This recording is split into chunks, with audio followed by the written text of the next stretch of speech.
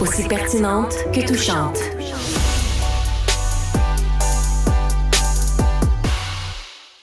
Je suis en compagnie de Sophie Durocher. Salut. Bonjour Isabelle. Tu veux revenir sur le témoignage vraiment touchant de la médecin oncologue de Carl Tremblay, le chanteur des Cowboys fringants. On a vu son témoignage sur Facebook. On a pu lire aussi son témoignage dans le journal. Dans le Devoir. Dans le Devoir. Et moi, je l'ai lu, puis j'ai même été... liker, comme on dit ça. Aimer sa publication parce que je trouvais que pour touchant. Une fois qu'un médecin s'ouvre, sans révéler quoi que ce soit du dossier médical personnel de Carl Tremblay, mais je trouvais qu'il y avait beaucoup d'empathie là-dedans. Voilà. Alors, elle s'appelle donc Dr Marianne Archambault et elle a écrit donc d'abord, en premier temps, une lettre ouverte qui est publiée donc dans le Devoir en fin de semaine. Et dans le deuxième temps, elle a accordé une entrevue à un journaliste du Devoir où elle explique plus en détail quelle a été sa relation avec Carl Tremblay. Donc, il y a 4 ans, c'est elle qui a été obligée de lui annoncer à Carl Tremblay qu'il avait non seulement un cancer, mais que c'était un cancer métastatique. Donc, ça veut dire qu'il y avait des métastases et que c'était inopérable. Et ce qui est extrêmement touchant, c'est qu'elle nous tient par la main et nous explique différents moments qui se sont passés pendant ces 4 années-là.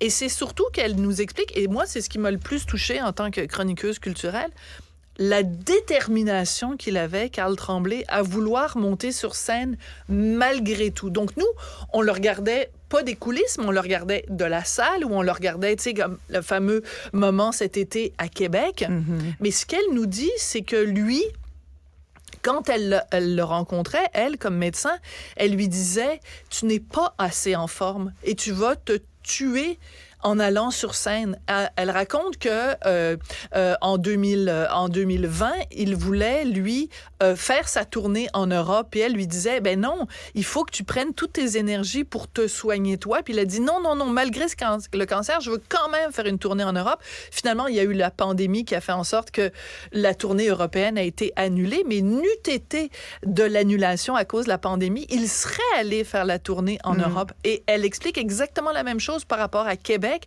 à quel point il tenait à monter sur scène à Québec. Et tu sais, le spectacle devait avoir lieu. Finalement, il a été annulé à cause de la météo. Et elle se disait, enfin, le spectacle est annulé. Comme ça, je vais pouvoir prendre soin de lui. Ben non, ils ont reporté le spectacle et ça a donné ce qu'on sait. Et il y a une citation à un moment donné où elle dit... Elle lui dit, c'est trop éreintant, c'est trop fatigant de monter sur scène. Et lui disait, ben non, je peux. On transfuse, on prend un petit peu de décadron, puis on y va. Et elle dit, la médecin, elle dit, il avait raison parce que ses shows étaient meilleurs les uns après les autres. Il a prouvé que sa façon de faire était meilleure que la mienne.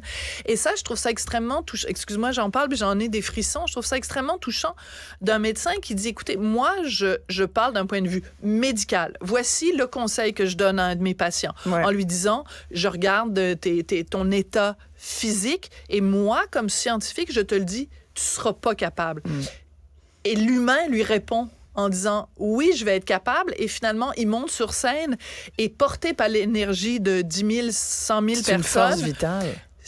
Et finalement, elle admet que c'est lui qui a raison. Et ça, je trouve ça extrêmement touchant. Puis tu as commencé notre segment ensemble en parlant d'empathie. Et c'est vrai qu'on reproche tellement souvent à nos médecins d'être froid, à notre personnel rationnel, oui. de pas... Voilà. Pas les infirmières. Les infirmières sont très empathiques, mais les médecins, souvent, surtout quand il s'agit de médecins spécialistes, sont assez carrés. Ils n'ont pas le temps. Ils ont tellement de dossiers. Ils ont 3 000, 4 000 dossiers de patients. Il faut qu'ils se fassent une carapace aussi. Puis ils le disent souvent. On ne commencera pas à rentrer dans le personnel. Puis ils sont aussi eux-mêmes surmenés. Je veux dire, moi, j'en connais beaucoup en ce moment là, qui ont peu de temps avec chacun. Fait que tu vas au point, puis avez-vous des questions? Puis si vous n'en avez pas, pour ça, il faut que tu arrives comme patient avec ta liste pour pas rien oublier, parce que le prochain rendez-vous, c'est peut-être dans 2-3 mois.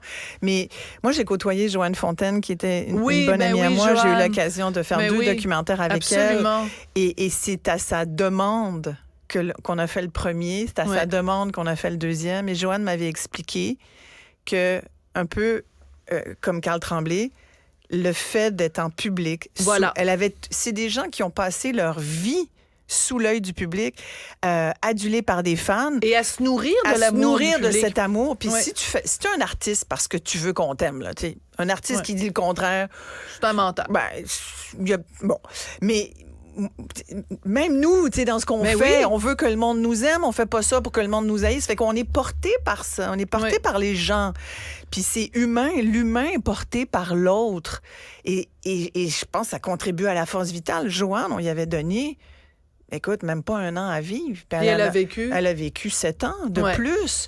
Et moi, je pense que c'est beau. Elle s'est mise à faire plein de conférences. Elle a développé son espèce de slogan « Hop la vie ». Tu sais, elle est devenue la meilleure version d'elle-même, c'est elle qui le disait, dans ces dernières années. Et je pense que Carl Tremblay, c'était la même chose. Quelques semaines avant de mourir. Vrai. Et pour Carl, le gala de la disque complètement. Aussi. Ouais. Voilà, il pouvait pas être là, évidemment, physiquement, mais c'est absolument hallucinant parce qu'elle raconte même que le fameux vendredi, donc, lui est décédé le 15 novembre, donc le mercredi, mais que le vendredi d'avant, quand il est rentré à l'hôpital, c'était pas pour mourir, nous dit-elle. Elle dit c'était pour se remettre sur pied et repartir sur un autre projet. Le vendredi, quelques jours avant, il avait encore des projets et il rentrait à l'hôpital pour qu'on puisse lui donner des traitements et tout ça pour qu'il ait l'énergie pour accomplir ces projets-là. Et elle dit, c'est très touchant, ce n'était pas prévu un départ aussi rapide. Je pense pas que nous aurions pu le sauver, mais je pense que nous aurions pu prolonger encore sa vie.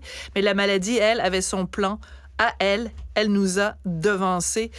Et elle parle des douleurs indicibles qu'avait Carl Tremblay à la fin. Je trouve que c'est un témoignage important. Puis tu me racontais, tu me rappelais qu'il y a des gens qui ont pas aimé cette sortie de la docteure Archambault parce qu'ils trouvaient que, bon, elle donnait trop d'informations sur un cas privé, mais qui nous dit que... Mais il y en a pas, il y a rien il y a pas de révélation. Il y a rien de son dossier médical. Et voilà. Et qui nous dit que ce n'est pas justement ce qu'aurait souhaité Carl Tremblay, peut-être même qu'il lui a demandé, on ne le sait pas. Ben, en tout cas, c'est avec l'accord de la famille. C'est avec l'accord de la famille, absolument, parce que même moi, la raison pour laquelle j'ai su que cette lettre-là existait, c'est parce que je pense que c'est Marie-Annick Lépine elle-même, en tout cas sur la page des Cowboys, qu'ils ont fait un lien. Tout à fait. Alors, je veux dire, si ça choquait la famille, puis il y a juste eux pour être choqués aujourd'hui, alors si des gens autres que la famille sont choqués par ça, ben tant pis pour vous, j'aimerais dire, parce que la famille elle-même, ça leur a fait du bien aussi, ce témoignage-là. C'est un bel exemple de quelqu'un qui est courageux à travers la maladie, mais des gens courageux à travers la maladie, il y en a tellement. Ils ne sont pas aussi connus, Carl. Tu as fait raison, puis on peut leur rendre hommage aujourd'hui. Mais je pense qu'il faut leur rendre hommage parce que tous les jours, il y a des gens qui vivent ça. C'est affreux. Je veux dire, c'est 1 personne sur 2 qui risque de vivre le cancer au cours de sa vie. C'est pas forcément tout le monde qui va en mourir. Ouais, tu touches du bois. Ben, je suis pas superstitieuse, mais je vais toucher du plywood. On est 2. Ouais. On est 2 ici. Là. Il y en a 2 de l'autre bord de la vitre, puis il y en a plein qui nous écoutent. Quand tu penses que 50% des gens vont vivre le cancer dans leur vie, même si on n'en meurt pas tous, puis qu'il y a des avancées incroyables, c'est quand même, c'est une grande épreuve. C'est une grande épreuve. Absolument. Et je trouve ça d'autant plus noble qu'elle nous raconte à quel point il a justement fait face à la maladie. Et la raison pour laquelle il a fait face à la maladie, c'est évidemment pour être présent auprès de Marie-Annick et de ses 2 filles. Mais ça donne beaucoup d'espoir. Oui, aussi. tout à fait. Je trouve aux gens qui vivent ça en ce moment, qui doivent être courageux, qui doivent aussi se dire, tu sais, c'est pas une fatalité non plus. Tu peux t'en sortir, tu peux... tu sais, il y a plein de belles leçons, il y a plein de vies. Oui. C'est un texte sur la mort, mais il y a plein de vies dedans. Voilà. Merci beaucoup, Sophie Durocher. Merci. Tout ce que vous venez d'entendre